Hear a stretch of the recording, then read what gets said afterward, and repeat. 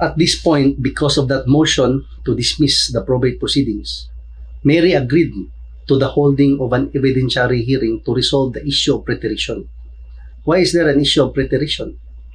Remember that the respondent heirs, the surviving spouse, and all of the children of the decedent, well, of course, especially the omitted heir, Joey, they already filed a motion to dismiss the probate proceedings. Okay, so for that motion to be resolved, there is an issue. Is it true that there is preterition or not? That is the issue, and you have to decide that based on facts and on law. Okay, so you have to receive evidence for the resolution of that motion, because a motion should be based not only on the law or the rules, but also based on the facts. And you do not have to prove these facts if these facts form part of the records and it is an established fact, or maybe if the fact is admitted. But the problem, if there is a factual issue, it has to be proven by evidence. So there has to be an evidentiary hearing. So the regional trial court ordered the parties to submit their factual allegations to support or negate the existence of preterition. So this is some form of position paper where you submit your factual allegations and your substantiation, your evidence to prove your allegations.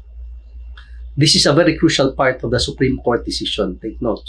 You must ask yourself, what is the wisdom behind the conduct of an evidentiary hearing to resolve the issue of preterition? What is the wisdom behind this step taken by the trial court? What is the wisdom behind this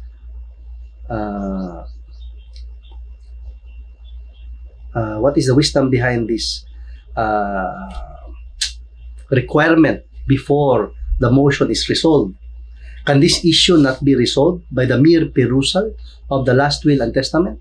Because in the last will and testament, it is already obvious. Joey will not receive anything from his father. So basically, if the last will and testament will be followed, what comes to mind would be he will not receive anything. He will not receive any inheritance. But still, no, that is already preterition. That is the one side of the coin. That is one that is one side, no?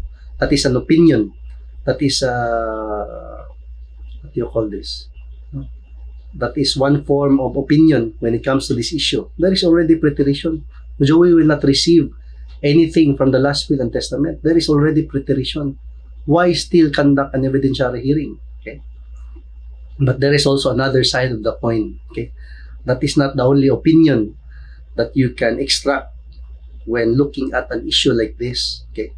So this is a very interesting principle involving preterition of an heir in the last will and testament.